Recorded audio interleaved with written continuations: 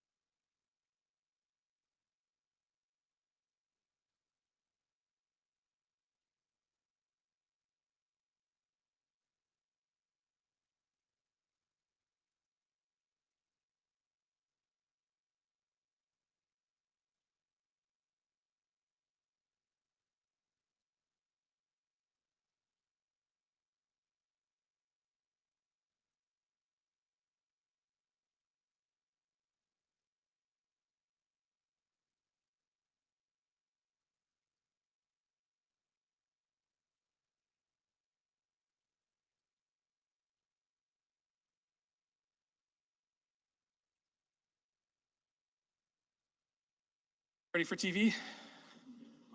Okay, thank you. Good evening, everyone. Thank you for coming tonight. A call to order the City Council meeting for Monday, April 15th, 2024. If you please rise for the Pledge of Allegiance. I pledge allegiance to the flag of the United States of America and to the republic for which it stands, one nation, under God, indivisible, with liberty and justice for all. Do roll call. Jeff Delkey. Here. Tracy Coach. Here. Bill Leclerc. Here. Darla Leclerc. Here. Tim Petrie. Here. Bonnie Shimalunas. Here. Scott Steckmesser. Here. And Adam Ohusky is excused and absent. Yes, Adam emailed us this morning, says he wasn't able to be here tonight, so that's why you're stuck with me. Moving on to number 4, we don't have to worry about that because we're all here and Adam isn't able to make it. On to the public hearing. Public hearing on zoning ordinance amending section 10-1-15G4B of the municipal code, height and area exceptions as it relates to the placement of garages in front and street side yards. Anything on that? Come up and give some background and speak specifically as to what changes this would make in the ordinance. Currently, neither of these potential locations are permitted for accessory structures like detached garages. This would make a change to the code as Elizabeth will tell you. Okay, so the story of this application is that this was applied for by a particular individual who had first gone to the Zoning Board of Appeals with a request to add a garage to their property. Well, the interpretation of the location for this structure was technically within their front yard. They have an odd-shaped lot for which they were asking to locate this garage. So in looking at that, it went to the Zoning Board of Appeals, and this happened in June of 2023. And when that is evaluated during that process, there are 3 criteria that must be met in order for that to be approved. And under those conditions, the Zoning Board of Appeals felt that it did not meet those criteria, and therefore it was denied as a variance. So under those conditions, then the applicant went back and then did some due diligence and then decided to make a request of the Plan Commission to modify the ordinance and the conditions that it would be considered. So that's why we are here today. And the Plan Commission did make a recommendation to the City Council to modify the ordinance then. And so that's why we are here now. And so the section of the ordinance is the height and area exceptions. And so we have for you in your packet, it's a long document, so we took a clip out of that for you. And it is section 10-1-15. And then we inserted in red that you have for you that is new sections 8 and 9, where garages are proposed to be allowed under very specific conditions in front yard. So it's 8, and then items A, B, C, D, and E, and F. They're proposed for you in red. And the aggregate shall not occupy more than 30% of any required rear yard and not more than 50% of non-required rear yards. B, shall be located in a lot being not less than 5 acres in size. The primary structure on the lot shall be located at least 500 feet from the street. The garage reflects the same minimum setbacks allowed for the principal structure. E shall be located no closer than 3 feet. That's standard from any other building or structure.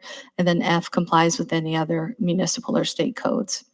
So that's the history for that particular change that is being proposed. And then item 9 is another unique situation that the Plan Commission also reviewed, and that is about locating on the side of the street side yard versus the interior side yard. So garages can be located on the interior side yard. This is for the street side yard. So that's on the side of the property where there is a street located. So in this instance, and in some cases, there is a street located there, and there might even be a previously already located driveway. And in the situation we were looking at, it really made sense to locate a garage there because they had a street, they had a driveway. It just seemed just common sense to put a garage there under certain conditions. And items A through F reflect those conditions as well. The garage on the street side yard shall be no closer than the required front yard setback. The street side yard setback shall be 25 feet from the lot line. Number C is the same in aggregate as the previous one in aggregate, item A. And then there are other conditions: shall be no closer than 3 feet from any building or structure, which is standard, shall comply again with all municipal and state code provisions. And then also one that we wanted to have standard, shall have a previously existing driveway. So we wanted to have very standardized conditions for when this can happen for the street side yard. So that's in summary for this addition. And if there's any questions, I can try to answer them.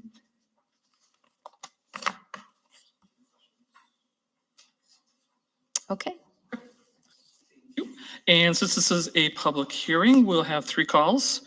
If you wish to speak on this topic, please come up to the podium on your left, state your name and address for the record, and I will make the first call.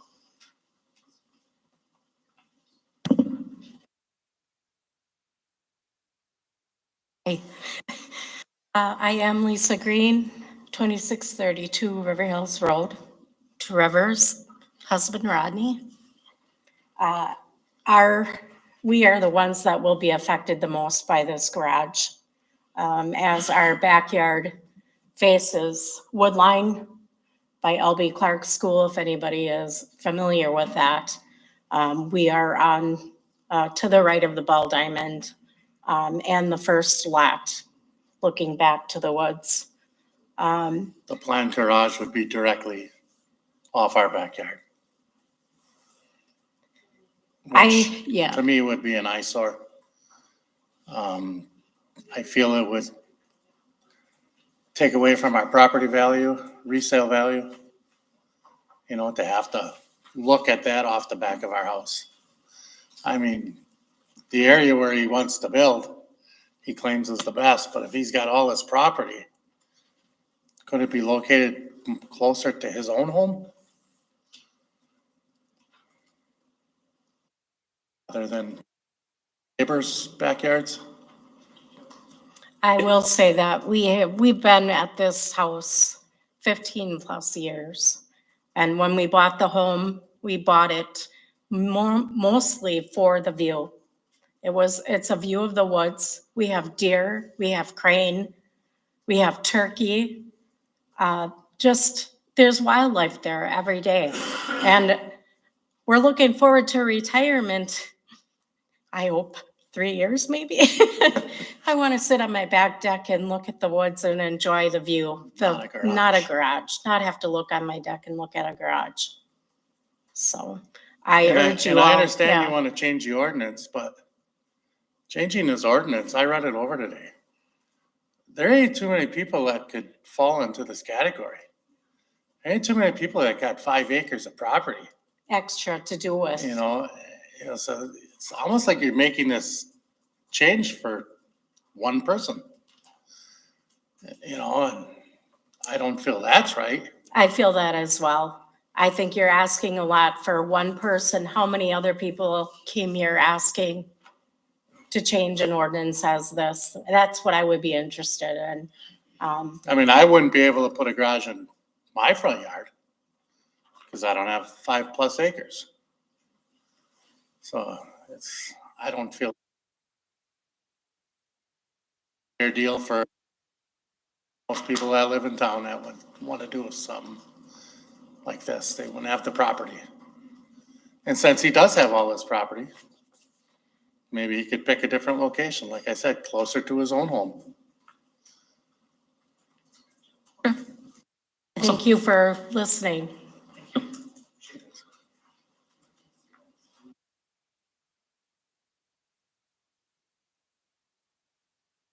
Okay, thank you. Appreciate it. Anyone else on the first call? Closing the first call and then opening up for the second call. on this topic? Seeing no one, closing the second call and moving to the third and final call.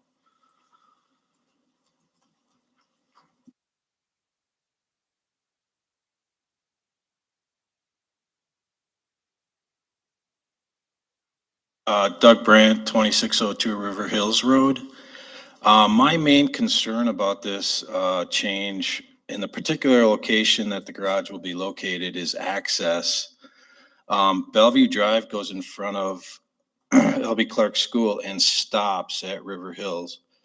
And so to access this location, you have to go on what is basically what we would call a Jeep trail or a dual track dirt path. So I don't know if there's any plans to improve that. I mean, it would, and that's also where the city dumps the snow during winter from in front of the school. So it seems like access to the garage would be limited to just summer. Spring, it would be kind of muddy. And my other concern, if that baseball field is kept, that's where parents and grandparents sit to watch the ball games. And I go to watch my grandson there, in fact. Then my question for that would be, who would have right of way? Like this, if he wants to access his garage during a baseball game, do all the people need to disperse? So those are my concerns. Thanks. Else?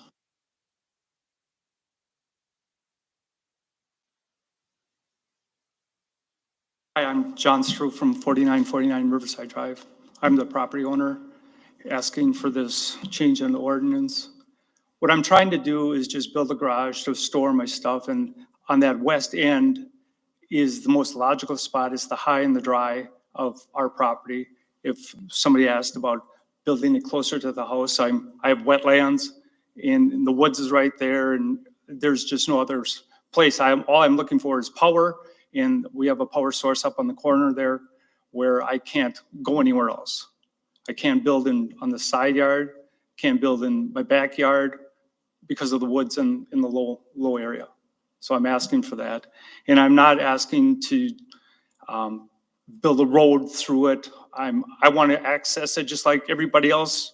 All the other property owners are accessing it on the back side of their houses. They're basically on our property getting to their houses when they want to go to their backyard. And I'm not going to do any more than that. I'm not going to improve it at all. I want to keep it grass. I just want to get in and out of the garage to put my stuff in and out. That's all I'm asking for.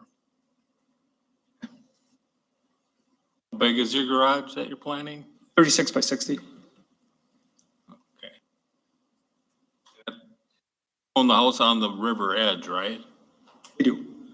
And so this garage going to be up the hill from on your driveway where it goes up the hill? No, it's going to be west of there on our property because we have a U-shaped property, and it's going to be more towards the ball diamond on the west end of our property, east side of the ball diamond.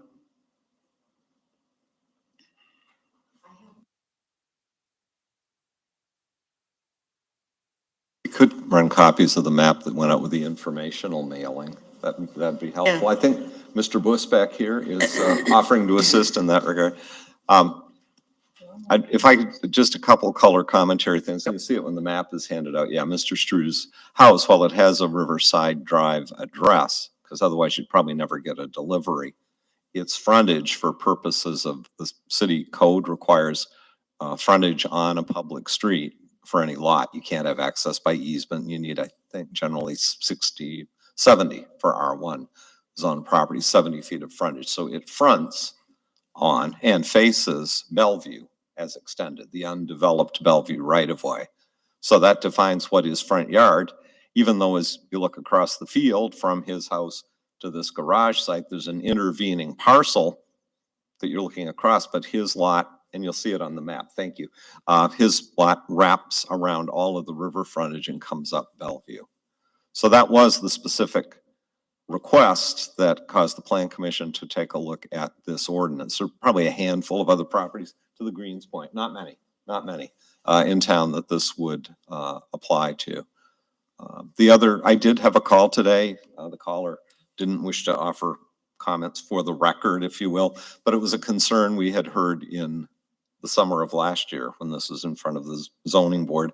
And that was exactly that question. Well, gee, does this mean that there will be a street put in there, potentially other people or the city or the school district could bear some expense for improving Bellevue?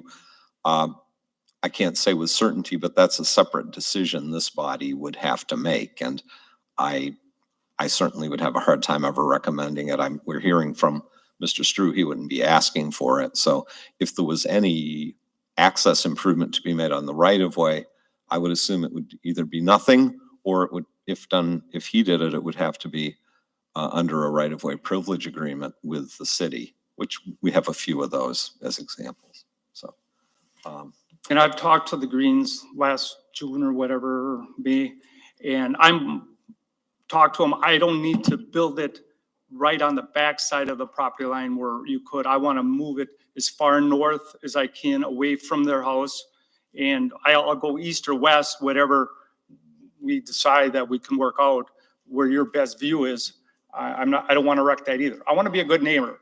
I mean, but I still would like to build my garage too. You're gonna have to build a No, garage? no.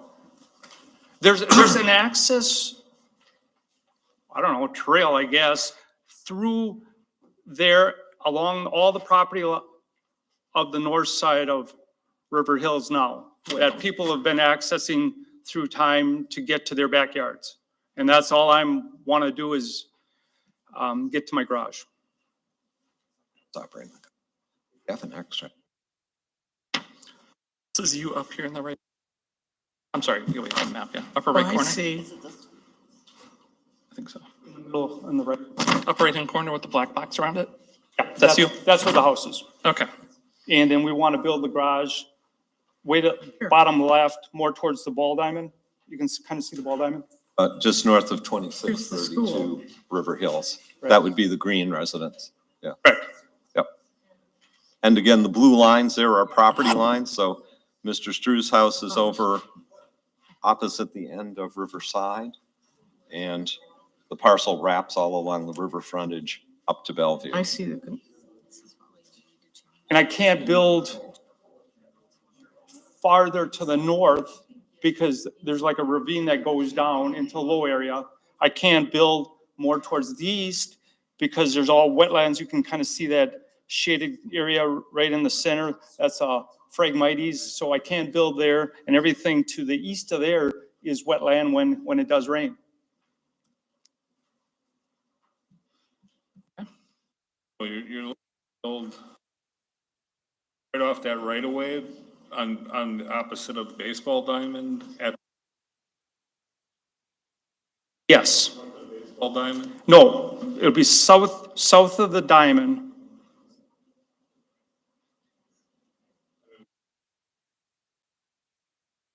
The diamond is, I don't know, a couple 100 feet, 300 feet north of the lot line.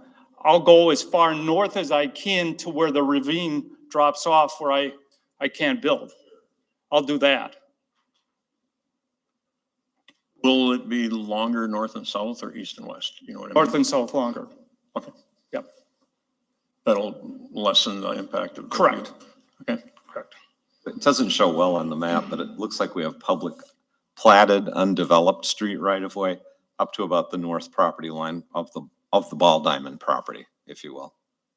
Is that 100% the city's or is that half mine and half yours? I believe, I'm looking at this and it looks like for some distance past the Greens property, at least, it looks like there's full right of way. There may only be half width with the west half as public right of way north of there. What's a little tough on this, and I'm not discounting any of the comments, is if one of those lots was, if part of that area in question was made a separate R1 lot, and if Mr. Strew's property still had enough frontage on Bellevue, you can build a house on a lot. You can't build a garage by itself, but you can build a house. Nothing says which side of the house your garage is going to be on, and nothing in our code limits the size. Maybe it should, but nothing in the code limits the size of accessory buildings. So you could build a house with a really big detached garage under our code. I'm not saying that in favor or in opposition of what's in front of you, but if there was a house being put on a lot there, it has to meet certain setbacks, but we don't restrict how big a garage is in our current code. Don't get me wrong, I'm not gonna do that. Yeah. My wife would kill me, but, all we want to do is build a garage. And I'm not suggesting it either. Thanks. Yeah. Any other questions? Go ahead, buddy. I'm just curious because this is not, it's hard to envision where your garage is going by just looking at this.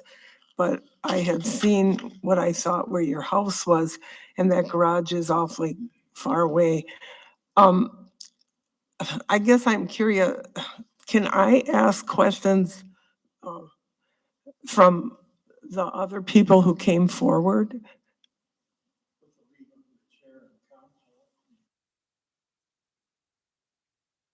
Some of the other folks that spoke, if you'd like to let. I'm sorry, but. Yeah, can you direct questions like to Mr. To the Green? Greens, I was exactly, okay, this is kind of confusing. I understand why you wouldn't want an obstruction because that happens to people in the city. It happened to my, where I grew up.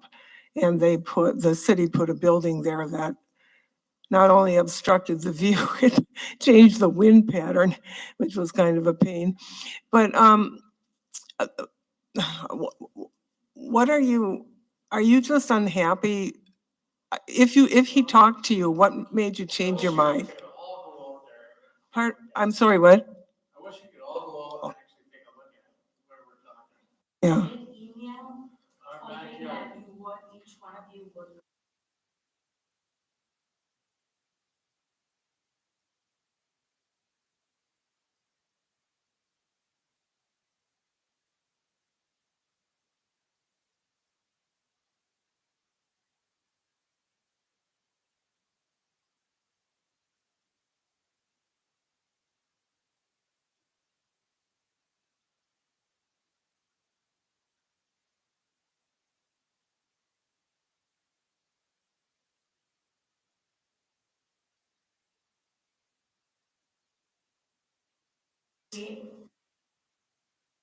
Well, we talked, yes, and I'd be willing to move the garage to the east in back of your shed to help with the view a little bit too.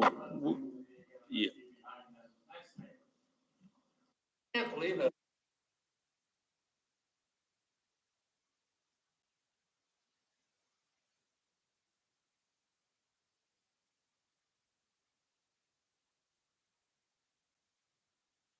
That's all wetlands between, when you go down the ravine, where all you guys are dumping your stuff, over the ravine and in the back, that's all wetland down in there to our house. But there's nothing off your current driveway? I have woods on both sides coming down to the first curve. And then the river is on the right-hand side, on the east side. Because I know you got sticks back there kind of blocking out. Right. And I don't believe the sticks are 60 feet by 30. Okay. Well, this is not what I was just trying to understand. I don't think we're supposed to have Yeah, let's get back conversations on like to this. track with the public hearing. But Yes. what's to stop, this is a question for, according to this ordinance, if Mr. Strew sold his land, what's to stop the new owner from putting more buildings up to obstruct their view, for example? Let's say he put it in a corner that was fairly.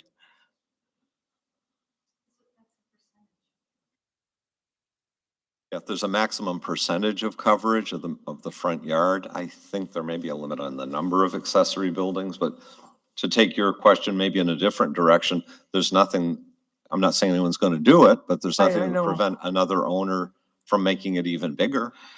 I mean, again, we have never seen fit in our code to impose a size limit other than as a percentage of lot coverage. Percentage of the lot coverage, which is what we have for anyone at this point. It can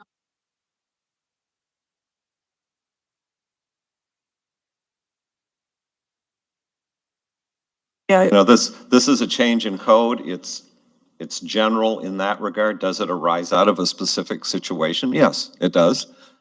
If council, I'll just throw it, if council wanted to meet in the field on this, it certainly, that could be arranged. That would require probably tabling the matter. And the weather forecast for the next 2 Mondays looks like some rain, but you could do it another time. I just throw that out there. Okay. Any more questions? Yes, Darla.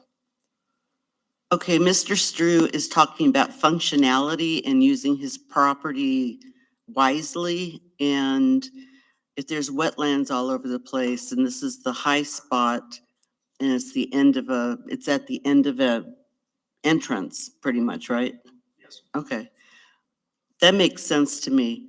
The greens, I totally understand the fact that aesthetically, you want to keep it fairly pristine. My question is, would you guys be willing, if it's built where you would like it, would you guys be willing to agree on having screening around it so you're not seeing a structure, you're seeing green? Would you consider that?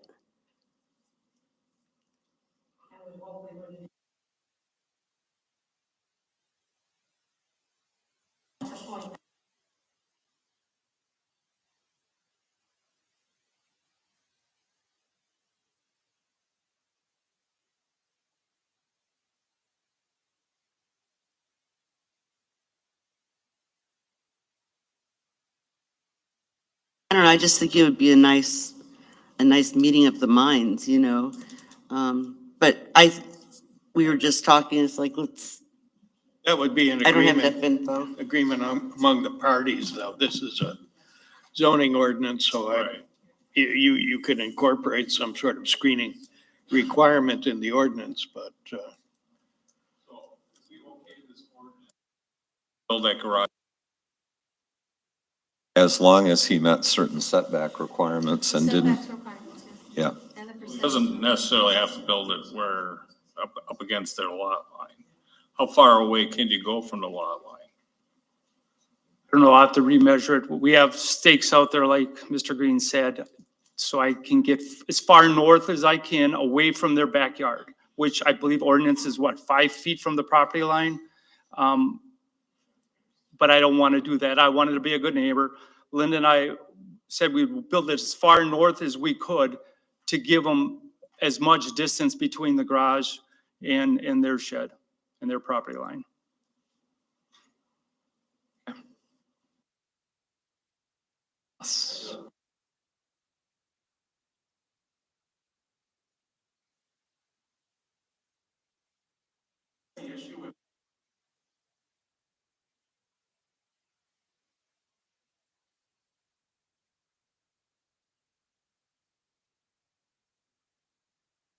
No, I didn't. I never said that.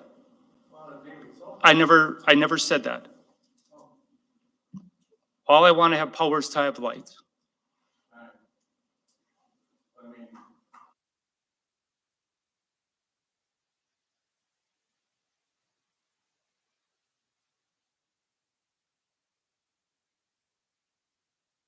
I don't anticipate, again, the council could direct that, but Right.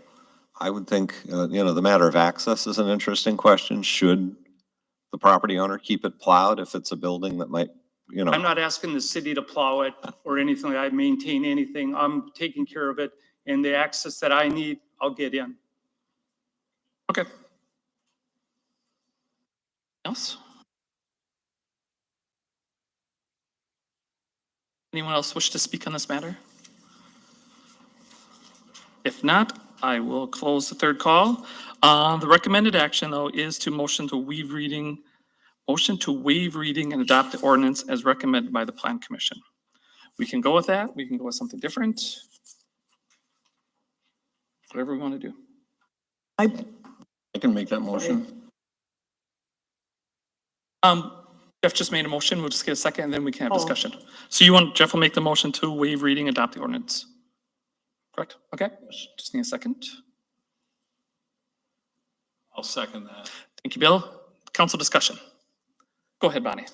I would have liked to have tabled it, I would like to go see it. I know I saw it on paper, but I guess I would like to see it. But A motion to table is always in Mhm. order if you wish. You stated that in the past tense. That is still an option you have. I just wanted to point out. oh, well, I thought he made a motion. Did, but you can, No, you can vote no. No, I will. Okay. But I just, And then we can make a new one. so we could make a motion to table it, but No. it would oversee Jeff's motion. The council would first have to vote on the motion to table if there's a second. Am I right, Jack? Yes. And if it passes, it's tabled. If the motion to table fails, then you're back to the original To the motion. Original motion. Need a second.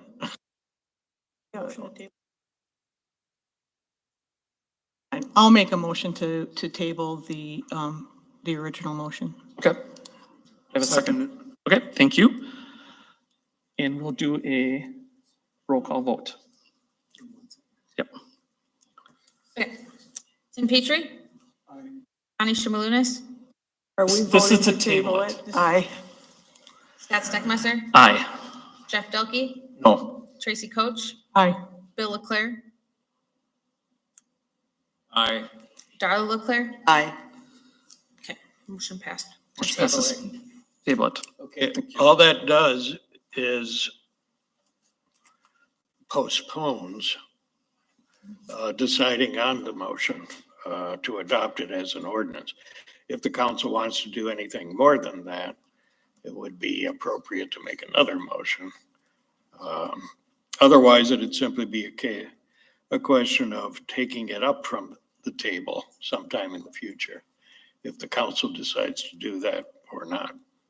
I would just point out the council presently has a work session meeting, which is a legal official meeting scheduled for next week, Monday, the 22nd. When the new council is seated, I'm probably going to ask about what the temperature is for a work session on the 29th as well, so we can all catch up on some things that are pending. Those would present opportunities for further action. It might be advisable, and again, this is an ordinance meant to apply anywhere in town, but how many places do you have 5-acre or larger lots? If there's a desire to meet out there as a group and hear the same comments and see the same things at the same time, we could work to get something scheduled. That would mean polling as of tomorrow, the new council with 3 new members. Yeah.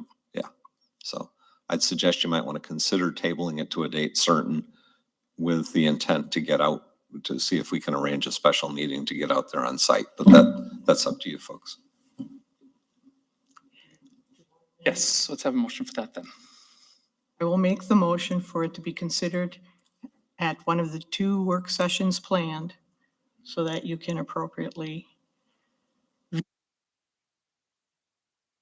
or deciding on it or kicking it back to planning commission. Proposing that the council do that as a body? Yes. Okay. Do we have a second? Yeah. Roll call vote. Bonnie Shimalunas? I just want to make sure, this is to, This is for you to have an opportunity to see. yes, aye. Scott Steckmeister? Aye. Jeff Delkey? Aye. Tracy Coach? Aye. Bill Leclerc? Aye. Darla Leclerc? Aye. Motion carried.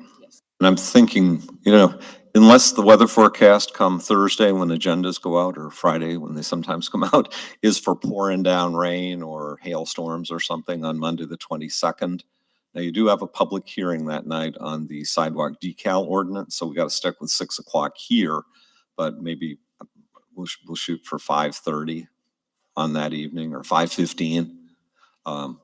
Yeah, and we will, I don't know how fast we'll be able to get it out, but with this one, again, not a legal requirement, but because we knew there was a neighborhood interest in this issue, we would do a mailing to folks within 200 feet of the subject site, because there is that specific interest. I have just a simple question. before we meet, could we have some other visuals just to look at before we go out there?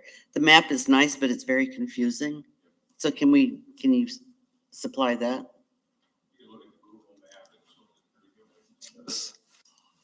This didn't reproduce well. We'll see if we can get something better. She has been. We have been kind of sharing these. Yeah. It's nice. The other thing is, right now, there are no extraordinary setbacks. I know we heard some interest from the Greens about just how far back being to the north, might this be placed? And Mr. Strew, representative, is trying to push it as far north as he could. This ordinance doesn't bind those kind of extraordinary setbacks, but if there were some dimension showing where the intended construction is, maybe there's a way that could be nailed down in the ordinance as well. 'Cause again, there aren't that many 5-acre plus lots in town. Only a handful. Yeah. So question, I'm sorry, so this is all gonna happen? For it. Probably have to go out.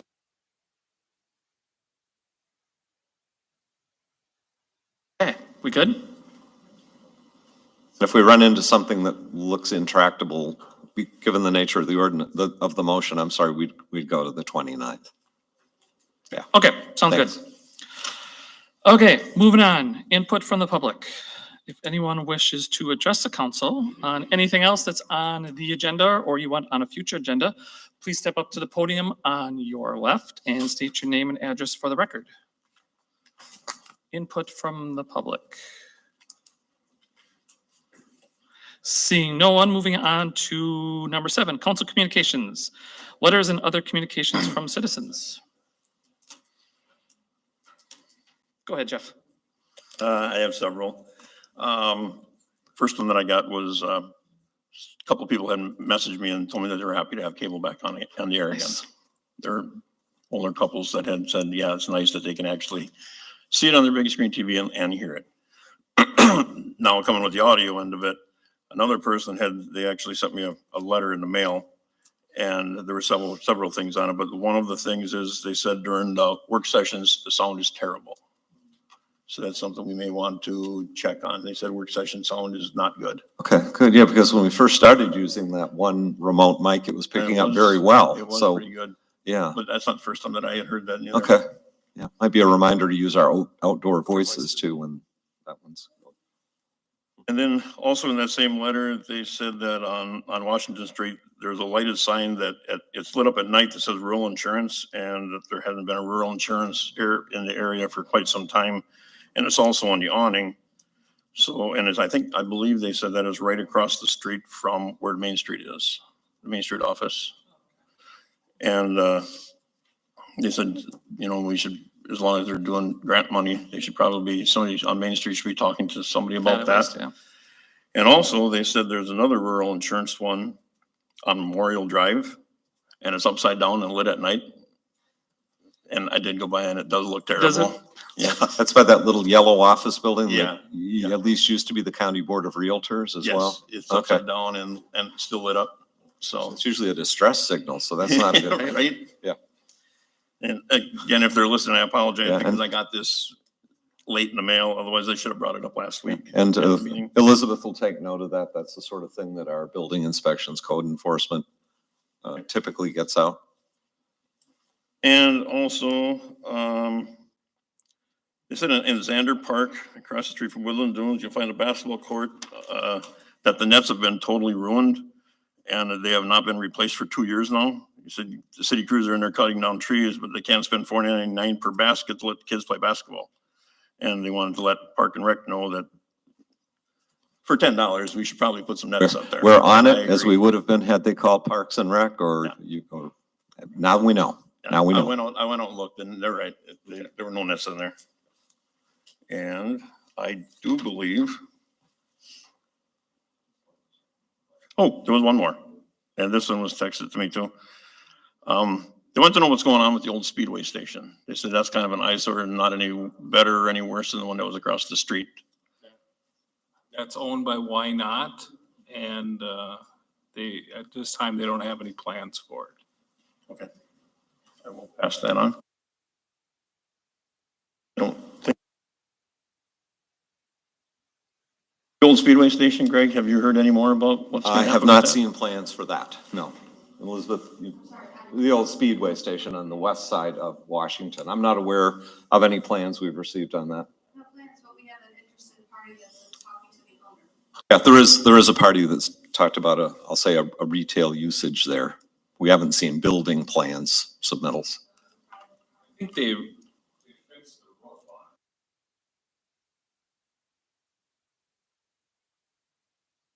By the way, not your question, but 2023 Washington, the now vacant lot, well, with the canopy on it, council had given some direction on that at the work session in February, and we just need a little more time to put that amendment together. That will be coming back no later than the first meeting in May. Yeah. And I gotta correct myself on the upside down sign that's lit says Pekin. Is what? It says Pekin Insurance. Oh, okay, different insurance. Okay. I just thought it was rural, but. And that is all I got. Jeff, anyone else? Go ahead, Darla. All right, with EAB, we continue to do the same things that we've been doing. We do have the very last program in our winter series coming up, and I know that Greg is going to talk more about that. Also, I wanted to let people know that EAB will be involved with the Arbor Day out at the Arboretum. And Greg will give you more info on that. And very excited about that because it's a natural fit. So we hope to have a very, very good relationship, and I'm pretty sure we're going to. With Main Street, there are more exciting new businesses that are going to be coming to Two Rivers by the summer. We can't divulge and share all of them, but Main Street does have a list of businesses looking for space or working on getting started. Then it's longer than it's ever been. So we have some very, very interested, hopefully entrepreneurs. And then the one project that can be shared is the Violet Inn, and Greg, you'll talk about that. One last thing is that, oh no, two things. Main Street is hiring summer offices, is hiring a summer office assistant. Get in touch with Main Street for more information. And also Hardorama is coming up, and that's Greg's. No, you're not talking about it? Just briefly. That's all right. Okay, well, you want me to take it? Go with it. All right, what's going on? It kicks off next week. The dates of the show are Thursday, April 25th, Friday, the 26th, and Saturday, the 27th. And then there will also be a program on Thursday, May 2nd, Friday, May 3rd, and Saturday, May 4th. He wants, Jason Ring, who is the director over at Main Street, wants everybody to be aware of the new showtime. Doors open at 6 p.m. Auction for best seat in the house starts at 6:40, and then performances begin at 7. And he said to be sure and get your tickets now before the most popular showtimes sell out. You can purchase online for $19 or $18 at Tights' Piggly Wiggly. Pizzas, yep. Okay, so that's coming up really soon.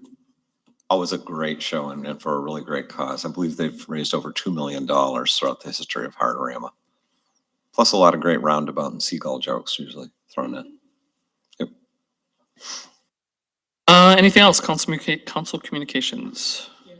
Yes, Darla. No, Tracy. Tracy.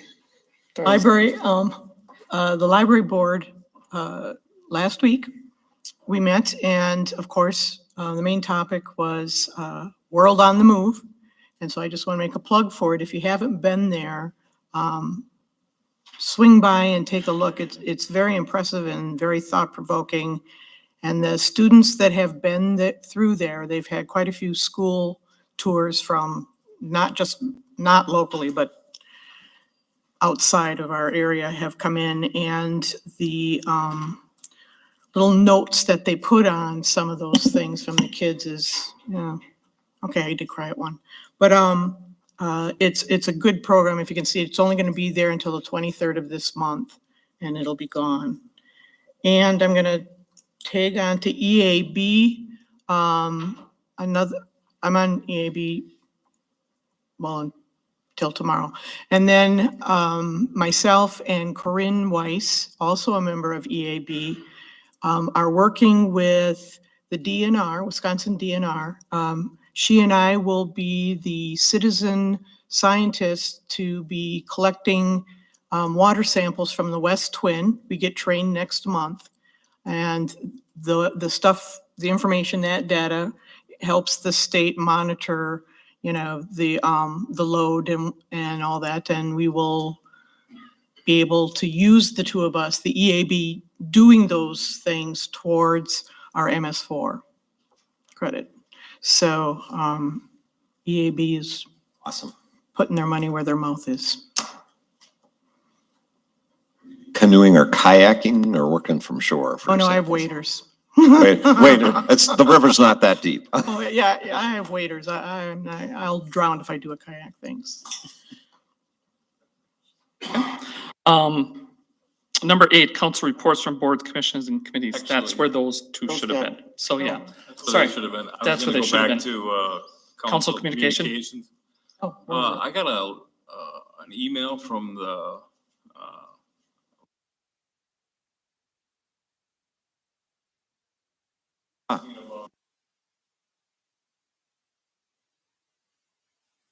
Huh.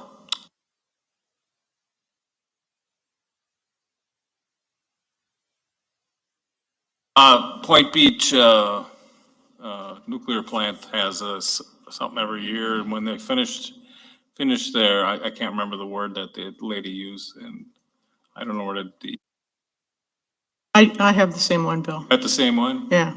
What was it that, I was surprised again. At first I thought it was, scam. So, Sarah Wolf, it's out of Lisle, Illinois, nrc.gov. They're doing their end of cycle public meeting, the Nuclear Regulatory Commission, and they wanted to know if they could hold their annual end of cycle meeting for Point Beach Nuclear Station in conjunction with a city council meeting, likely in June. Thank you for your time and consideration. that was it? Anybody else get that? Mhm. Yeah, I got Yeah, that. that was through. Did you I get have one, to Greg? admit, I got it too. That wasn't okay. ringing a bell, but All it's right. right here. Yeah. I didn't- In June. We can follow up on that and report on that at the next meeting. We love our nuclear plant right up the road, and any community awareness of what's going on in the regulatory environment is a good thing. Maybe get an update on the relicensing application as well. Okay, Tim. People have been asking, it would be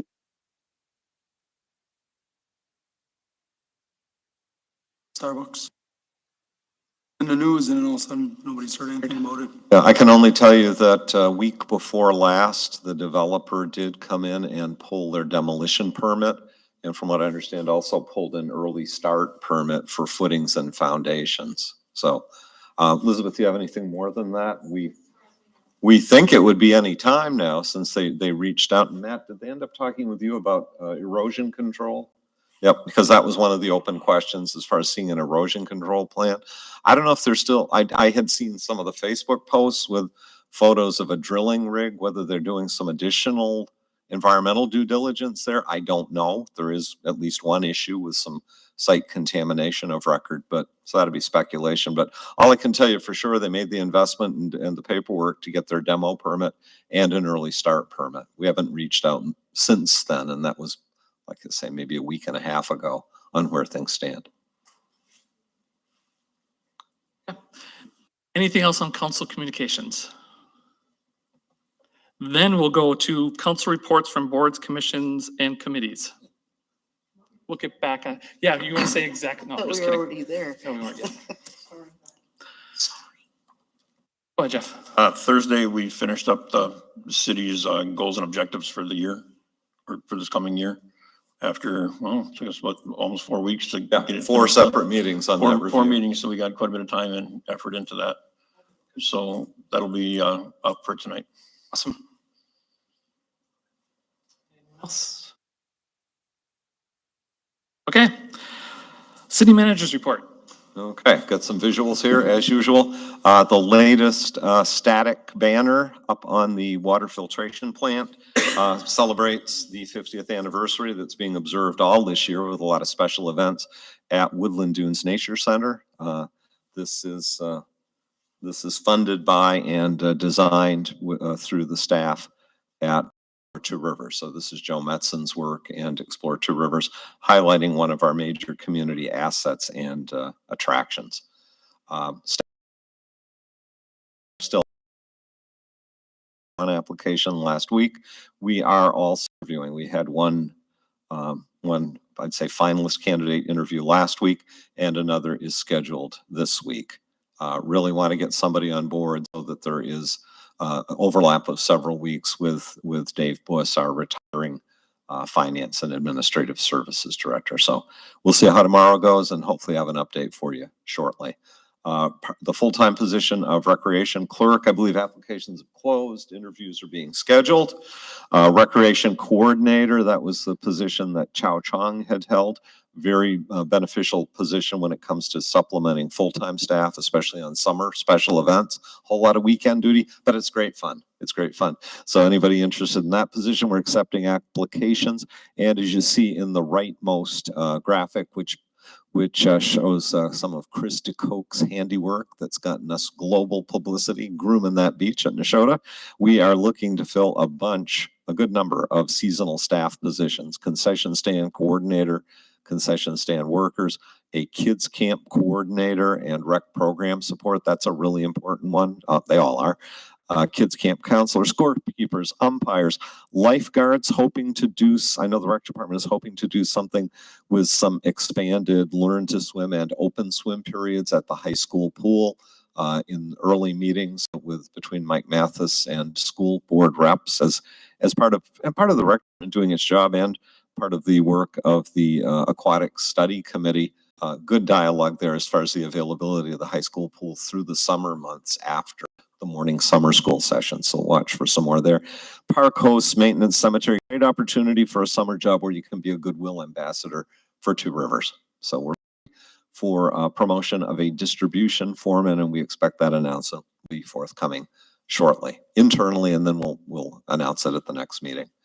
We'd like to congratulate from the April 2 election, newly elected council members, Mark Bittner, Doug Brandt, and Shannon Derby, all three of them here in the audience tonight. So congratulations, and they will be here tomorrow night to be sworn and participate in the reorganizational meeting of council, 6 o'clock here in Chambers. We will be presenting resolutions at the next regular council meeting action, but certainly want to thank council members Dahlke and Coach for their service over the past 3 years to the city. And I know council members may have comments. It was a tight race. It's great.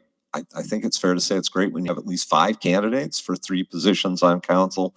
And thanks to everyone who participated, including the voters. We also don't want to let any election pass without a special thank you to our election workers. Those folks, they get paid a nominal hourly wage, but I'll still call them volunteers. And they are the people that make our elections run smoothly and in all of our best democratic traditions. Whatever you might hear out there, one way or the other, our elections are very well run by the citizen volunteers that run them. Kudos also to Amanda, our city clerk, Lisa, our deputy city clerk, who provide technical information, guidance, and training to the election workers. They're all listed here, both the workers at the 2 polling places, St. Peter the Fisherman and the Abundant Life Church, as well as the folks who staffed Central Count here at City Hall in this room. And I'll let Amanda speak to it a little as well, but note what it says in red there. For the April 2024 election, the city of Two Rivers was the only local unit in the county that presented election reports and results to the Manitowoc County Board of Canvassers, found to be totally free of errors. So again, to our clerk, our deputy clerk, and all of those election workers, well done.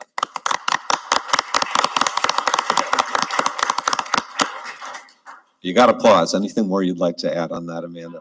Okay, well done, well done. it's only going to get more fun as the year goes on for elections. And people did make it to the South Side polling place at Abundant Life Church. Okay, Roosevelt Avenue reconstruction. Again, that's our big project for this year, from Lowell Street or 6th and Lowell up to 12th Street. Update here from Matt Heckenleibel, our city engineer. That is a complete reconstruct project. Mammoth Construction, the prime contractor, a lot of the early work, pavement removal, and ultimately the repaving.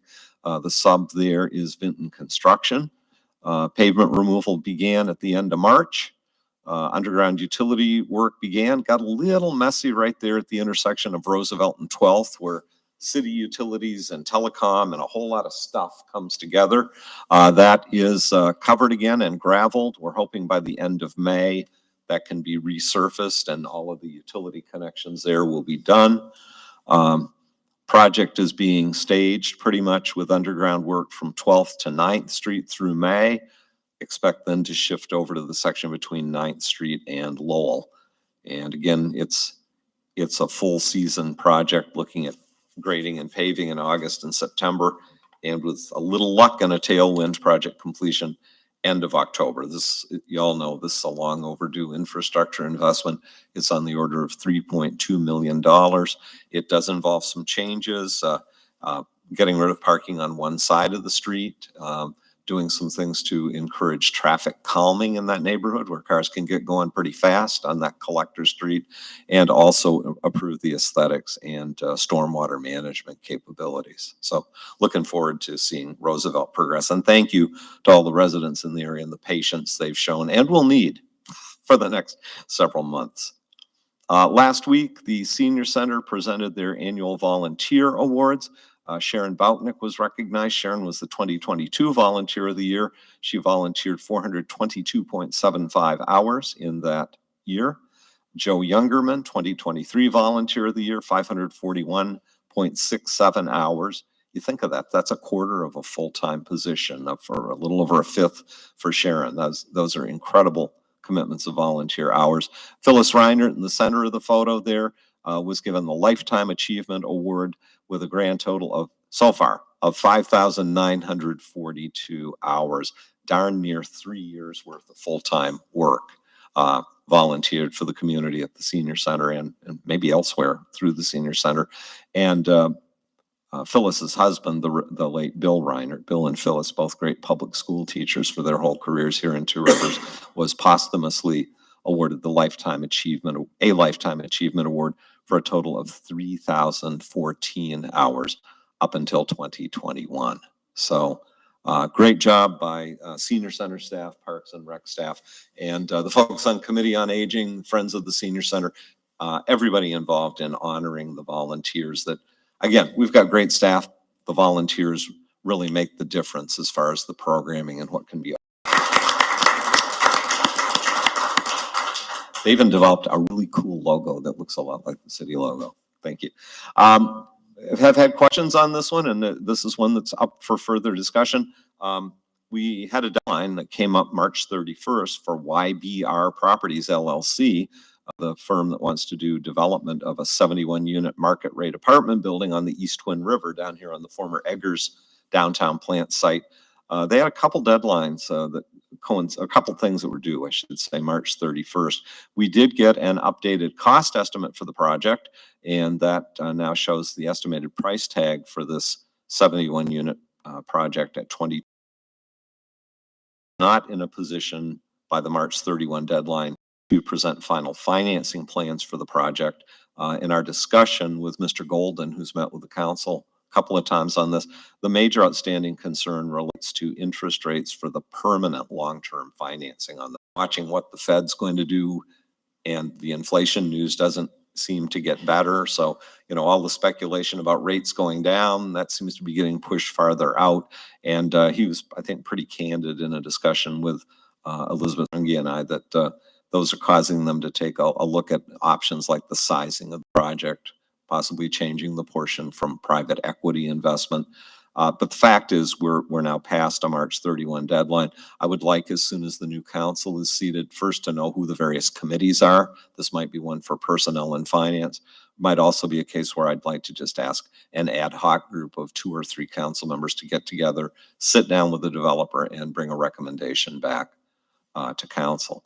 If the development agreement with this developer, which has a credible track record in other projects around this corner of the state, is to continue, I've communicated, as I have at council meetings, that we would expect that there would need to be some non-refundable earnest money if that property is going to be tied up any longer. And I don't propose to negotiate it here, but that's been some of the dialogue.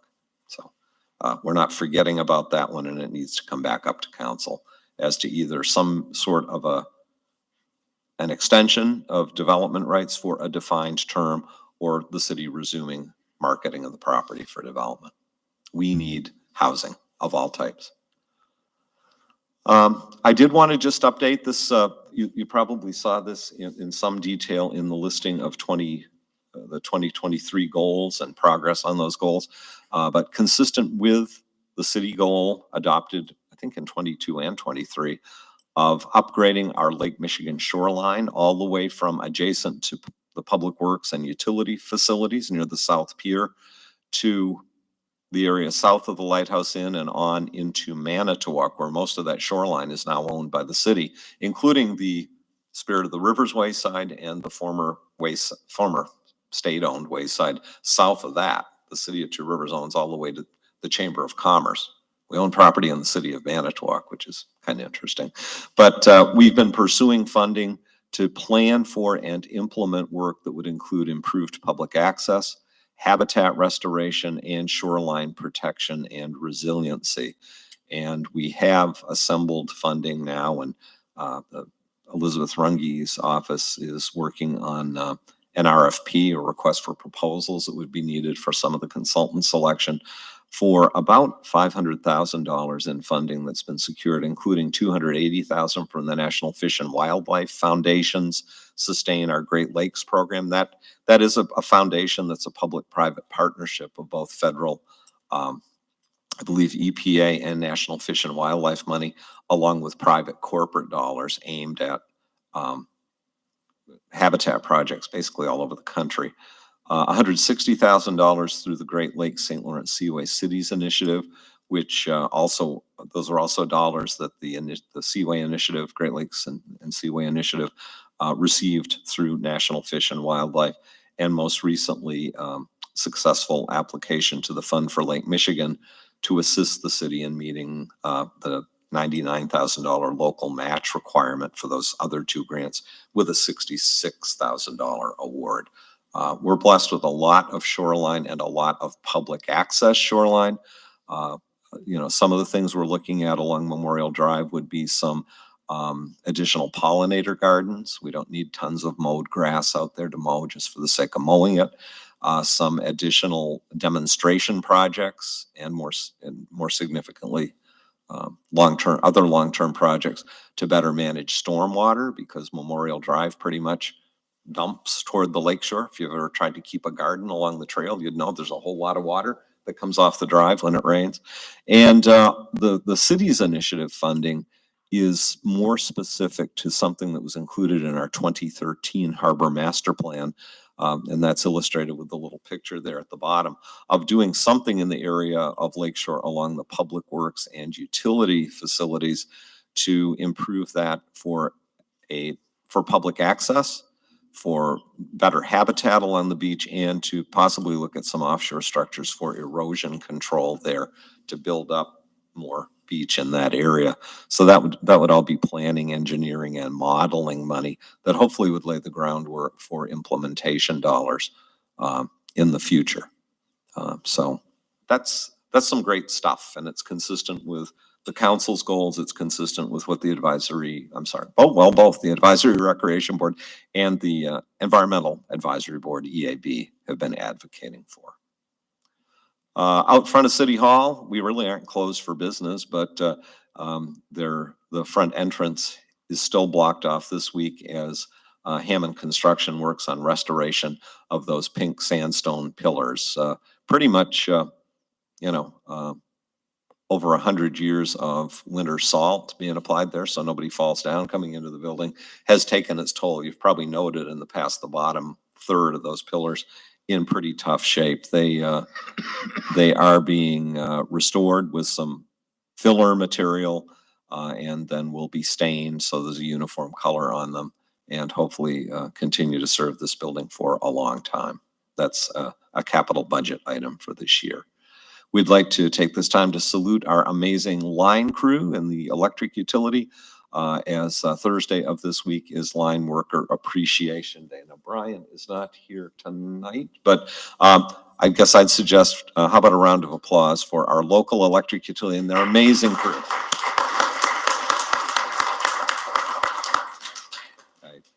Anytime the lights go out or the lights flicker when we have bad weather events, I think we're all grateful that we have local crews and amazing response times. And they do a good job of sharing the information.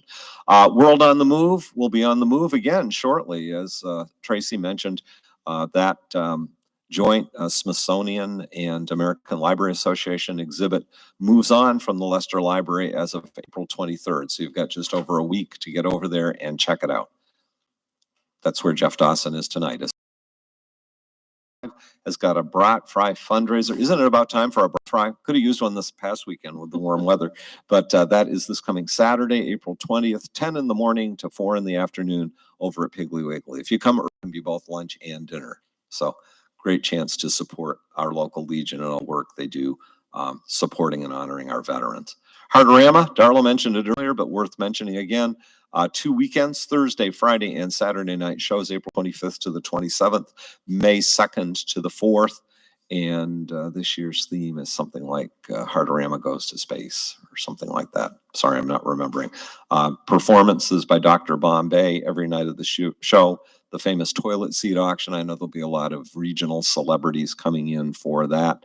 And get those tickets at the Pig in TR or Manitowoc. Of course, why would you buy them in Manitowoc? At the Pig in Two Rivers, or you can buy them online for an extra $1.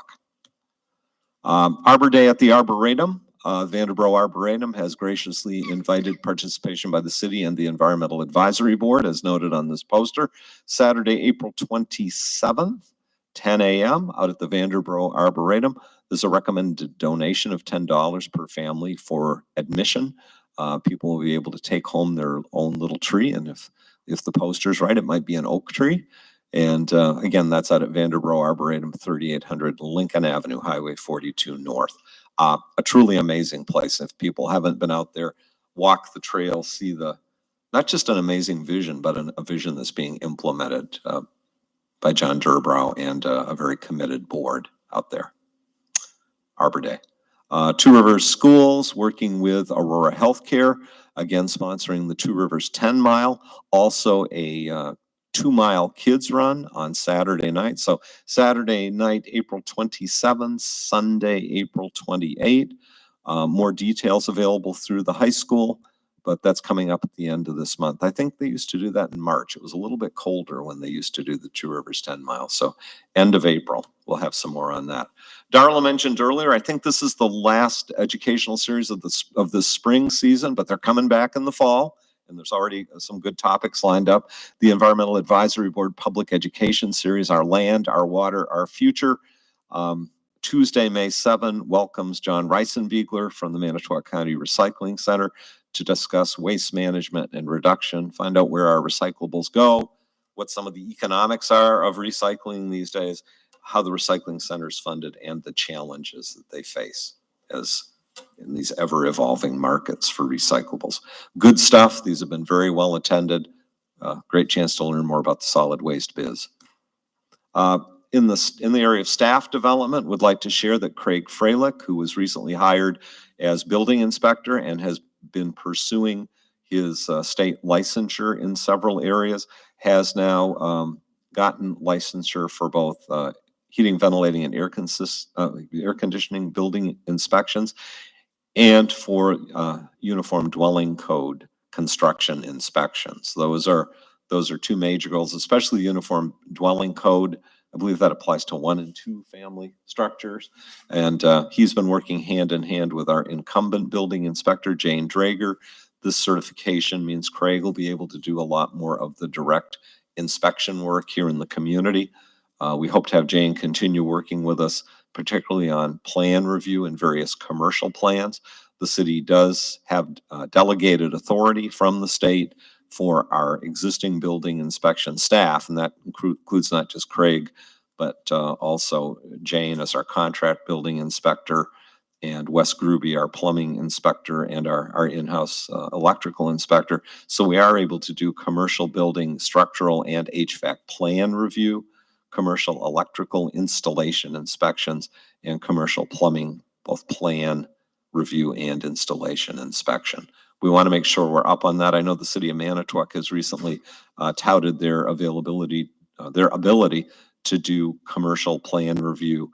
I believe we're right there as well. Want to confirm that further, but we have these capacities in-house, and I know some folks have pointed that out. That's a competitive edge if your community can offer the quicker turnaround, better customer service that should come with in-house review. One of our other stellar staff, and well, I guess that could be Assistant Chief Wiesner in this instance, but I really point out Daisy, our therapy dog in the PD. Actually, both Canine Daisy and Assistant Chief Wiesner on April 10th went through a 2-hour evaluation, both of them for certification of Daisy as a therapy dog. Both handler and canine passed the test, so TRPD has its first official certified canine therapy dog, and Daisy also recently met requirements of American Kennel Club's programs for Canine Good Citizen designation and AKC Trick Dog. So both Zante, our somewhat larger police dog who has other duties, and Daisy, who's just amazing, even if she's getting a few too many treats, and she's working on that just like some of the rest of us. They've both been great additions to the department. So kudos to the folks that have supported the canine programs and to all of our staff that are involved in it. Chief, pass the word along to Daisy and the Assistant Chief. Again, we'll just close it out with a view of the World on the Move exhibit over at Leicester Public Library. Get on over there and check it out. As they say at the library, check it out. That's my report for tonight. Thank you.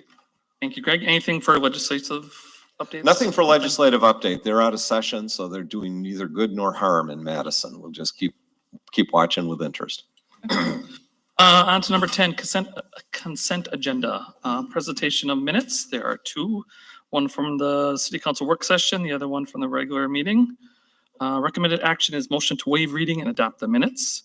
Letter B, we have minutes of meetings. There are 6 of them.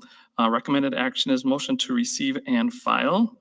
Under C, we have department reports for March of 2024. There's 9 of those. Recommended action is motion to receive and file. And then finally, D, we have summary of verified bills for the month of February 2024 for $1,727,302.52. The recommended action is to motion to receive and file. The recommended action for consent agenda is a motion to approve the consent agenda with the various actions recommended. Do I have a motion? I'll make a motion. Motion by Tracy, second by Tim. All those in favor indicate by saying aye. Aye. Aye, opposed? Motion carried. On to number 11, City Council formal items. We have a proclamation of Arbor Day for 2024. The recommended action is motion to read and adopt the proclamation. And our Parks and Rec Director is on his way up to read the proclamation. Good evening, everyone. All right, proclamation of Arbor Day, April 26, 2024. Whereas in 1872, J. Sterling Morton proposed to the Nebraska Board of Agriculture that a special day be set aside for the planting of trees. And whereas this holiday, called Arbor Day, was first observed with the planting of more than 1 million trees in Nebraska. And whereas Arbor Day is now observed throughout the nation and the world. And whereas trees can reduce the erosion of our precious topsoil by wind and water, cut heating and cooling cost, moderate the temperature, clean the air, produce oxygen, and provide habitat for wildlife. And whereas trees are a renewable resource, giving us paper, wood for our homes, and fuel for our furnaces, and countless other wood products. And whereas trees in our city increase property values, enhance the economic vitality of business areas, and beautify our community. And whereas trees, wherever they are planted, are a source of joy and spiritual renewal. Whereas the Lake Michigan Bird Observatory would appreciate it if you would take a short survey as a thank you. A free gift for 3 saplings can be selected. We would love to accept them. I'm going to scratch that last sentence. We've got plenty of trees. Now, therefore, the City Council of the City of Two Rivers declares April 26, 2024 as Arbor Day in the City of Two Rivers and urges all citizens to celebrate Arbor Day and to spend efforts to protect our trees and woodlands. And further, we urge all citizens to plant trees to gladden the heart and promote the well-being of this and future generations. Excellent. Thank you. Looking for a motion. I should reiterate you're welcome to do the Lake Michigan Bird Observatory survey. We don't need the donations of trees anymore. We've got plenty. Gotcha. Plenty of trees. Motion by Bill, second by Tracy. Discussion. Then we'll do all in favor indicate by saying aye. Aye. Aye. Opposed? Motion carried. On to B, proclamation of Municipal Clerks Week for May 5th through the 11th, 2024. Recommended action is motion to waive reading and adopt the proclamation. Actually, if there's no objection to skipping over this and coming back to it out of order, I just realized that was why the quick trip up by Amanda. Neither she nor I have it in our packets. I don't know if you do, but did that got sent to the big copier? So I just, yeah, Dave Bliss is again running copies as we speak. Yeah. Okay. Trust me, it's a great resolution, but if there are no objections, if council wishes to proceed to item C and then come back. Okay. Apologies there. On to C then, resolution on urban boundary adjustment. The recommended action is motion to waive reading and adopt the resolution. Okay. This relates to what streets around the city are eligible for potential DOT funding. Matt Heckenleibel's got a memo in your packet that explains it. Matt, could I ask you to give a quick summary on that as well? Thank you. Was it there, Dave? No. It's okay. It's getting there. Okay. Amanda will give you the high sign when it's ready. The city of Manitowoc and Wisconsin Department of Transportation met several times. Oh, sorry, I forgot Elizabeth in there. We met several times to take a look at the boundaries throughout the city and city of Manitowoc. And as Greg had prefaced, it is to help define where the urban boundaries would be for DOT funding and whether or not we'd be receiving urban or rural type funding for potential DOT projects. So this is done once every 10 years. This happened to be the 10-year time period, and it's based upon the last census. So the 2 maps that were included in the packet, there's one that has a purple boundary, a black boundary. The city limits as they are currently defined in green, both City of Manitowoc and City of Two Rivers. What is being proposed is ultimately the magenta or purple boundary. So in some areas, it's taking in non-shaded grayish areas. In some areas, we're deleting some of those areas that are presently in black, etc. The final boundary will be the second map that is just in yellow.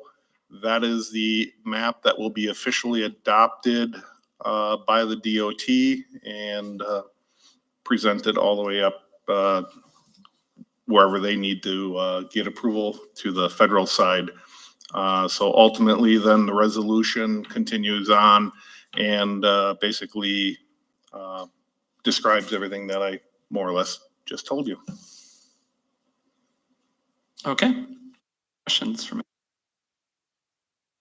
Important. It's a lot like watching paint dry, which is why I stayed out of those meetings. but it's very important. Yes, it is. Okay. Looking for a motion.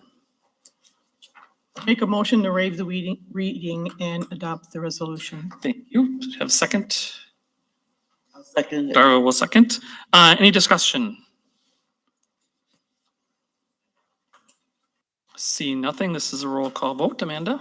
Tim Petrie, Aye. Bonnie Shimalunas, Scott Steckmeister, Aye. Jeff Delkey, Aye. Tracy Coach, Bill Leclerc, Aye. Darla Leclerc. Aye. Motion carries.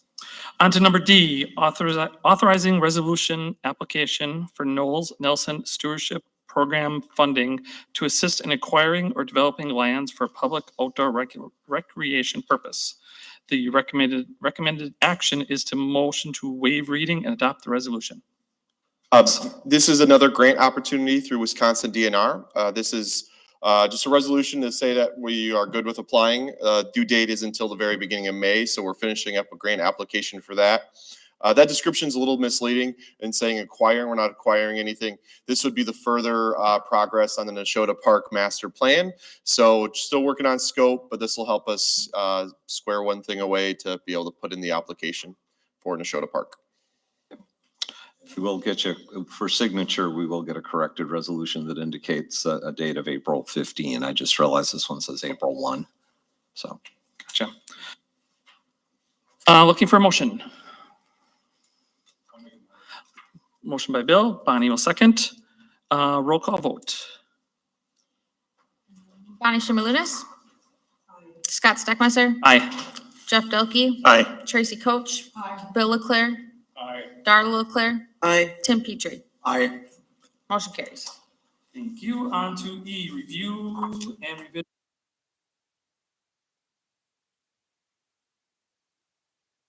The 2023 goals.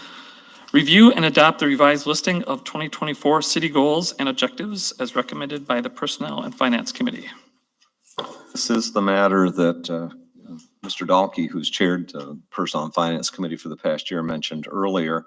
The Personnel and Finance Committee of City Council has typically taken the lead on developing goals and objectives, and in recent years, we have been reviewing them annually. You have the 20-page document in your packets. I can tell you we spent a fair amount of time and did go over it point by point, and then staff came back with the revisions. What you've got in front of you, hopefully the coding there is fairly clear. The black and white text, or the black type, is 2023 goals. Then we had in blue commentary on various aspects of progress toward those goals. There were a few goals that either in their entirety were stricken because they'd been accomplished entirely, and other cases there's selective strike through of language where there were some modification or modifications. Finally, any new goals in whole or in part, the new language was identified in red.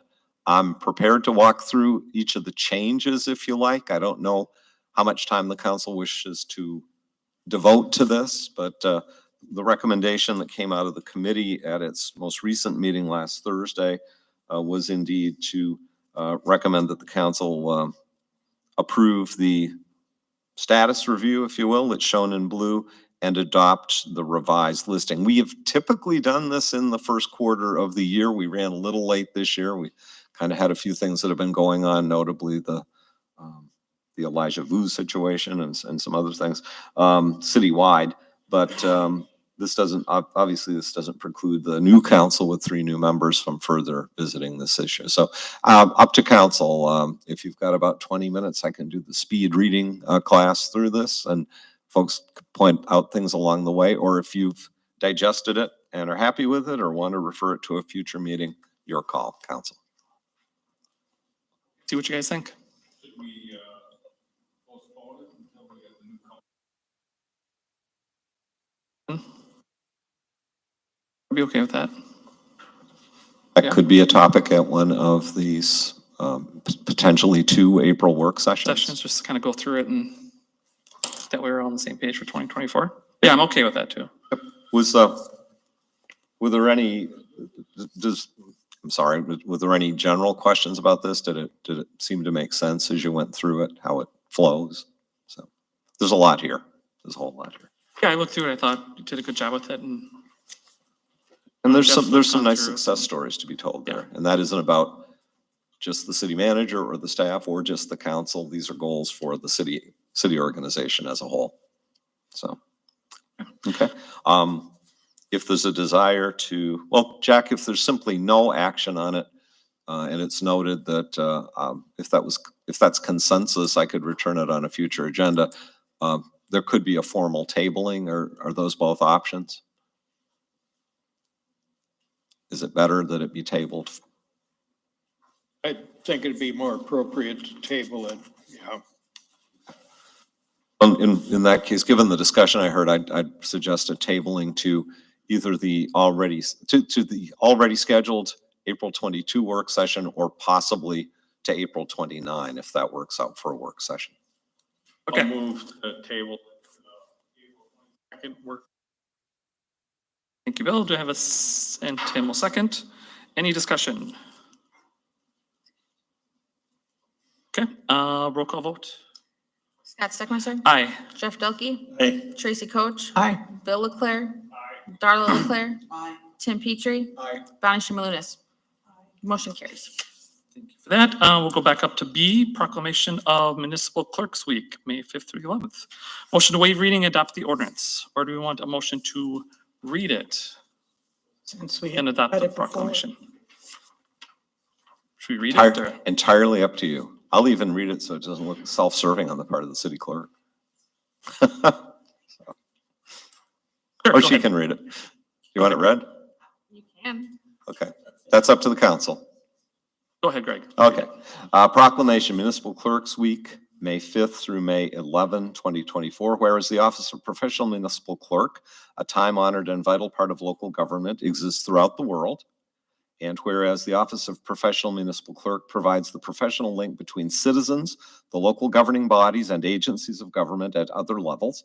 And whereas the Office of the Professional Municipal Clerk is the oldest among public servants. And whereas professional municipal clerks have pledged to be ever mindful of their neutrality and impartiality, rendering equal service to all.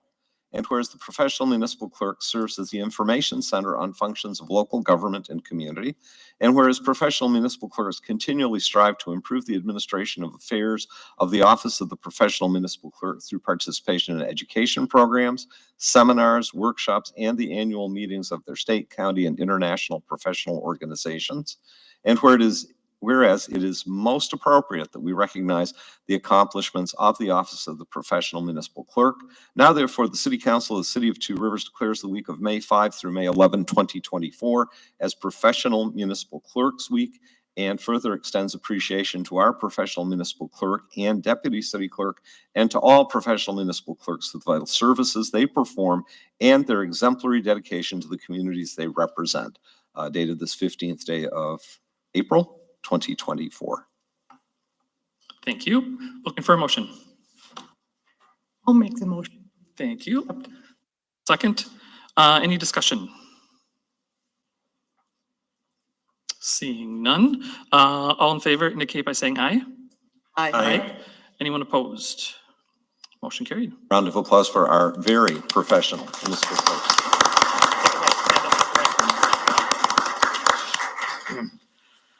Okay, on to F, action on city manager's 2024 pay adjustment, 3% budgeted. Recommended action, motion to authorize a 3% increase in the city manager's annual salary, retroactive to January 1st, 2024, as recommended by the Personnel and Finance Committee.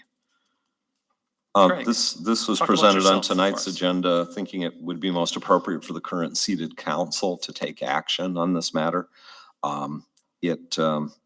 The action of the Personnel and Finance Committee on this matter is shown on their minutes from the, what was the date of that? From last Thursday's meeting, which appear on pages 31 to 32 in your agenda packet.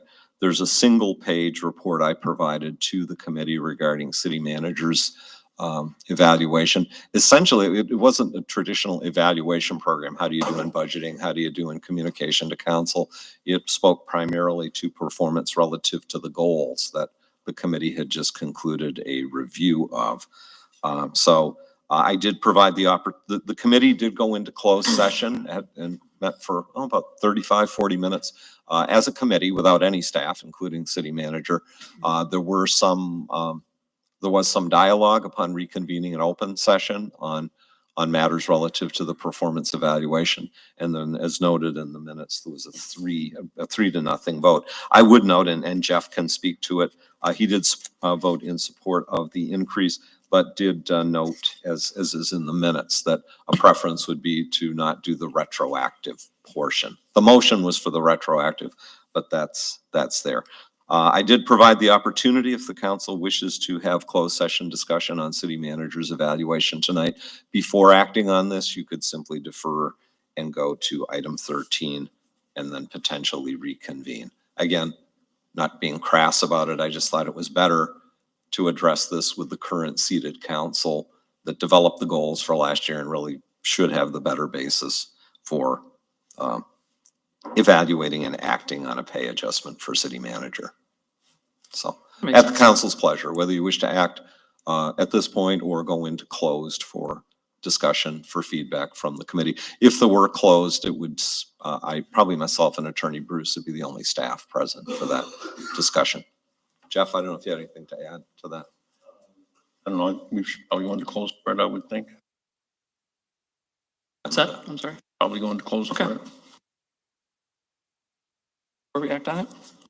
Okay, so then we will wait for item F. Do you want to go on to number 12 right away? Yeah, we've touched on all these before, but just a reminder, tomorrow night at 6 p.m. is council reorganizational meeting. It includes the election of council president and vice president for the coming year. Those are the only actions of council which under state statute can be done by secret ballot or paper ballot. You don't have to, but that has been the tradition. Council also acts on a resolution regarding standards items of business for regular meeting agendas for the coming year. There is adoption and signing of the code of ethics for elected officials, and the ever popular random drawing of names for seating assignments. Because while the president and vice president have fixed assignments, as do the clerk and the city attorney, the rest of you, it's luck of the draw. At least you've all got nice chairs now that aren't uncomfortable. But and Amanda, am I missing anything? I was going from memory for tomorrow night. Those are the major items. The election of president and vice president. And then the order of meeting. And the order of That's meeting. part of the resolution. That's part of the resolution, okay. Yep. Are you gonna do cleaning up the I'm glad you mentioned that. That typically has not been done at the organizational meeting. First of all, the 3 standing committees of city council, the personnel/finance committee, public works committee, and utilities committee, are appointments by the city council president, who also appoints the chair of each of those 3-member committees. The other committees that council members serve on, 2 on the advisory rec board, a council member on the library board, plan commission, et cetera. Those are by election by the council as a body. Again, often we've done it at the first meeting in May, but that kind of holds up, our 2 meetings this month were regular meetings were early, so that could really hold up the show for another 3 weeks. If there aren't any objections, I would think we might want to put that on the work session for the 22nd. So the various committees know who's on them and they can continue with their business. So, but that typically isn't on the reorg agenda because it's up to whoever the council president, new or reelected, is to make those council committee appointments. And sometimes council members like to give a little thought to what committees they want to serve on. So that's, that's that. And then council does we're probably going to be shooting for April 29 as an additional special meeting, work session. And then your first regular meeting in May is on the 6th. So. Thank you for that. Going to number 13, closed session. The city council reserves the right to enter into closed section per Wisconsin Stats 19.851C, considering employment, promotion, compensation, or performance evaluation data of any public employee over which the governmental body has jurisdiction or exercises responsibility. During closed session, we will discuss the city manager's evaluation. And then when we come out of closed session, we will go back up to F and then action on the city manager's 2024 pay adjustment.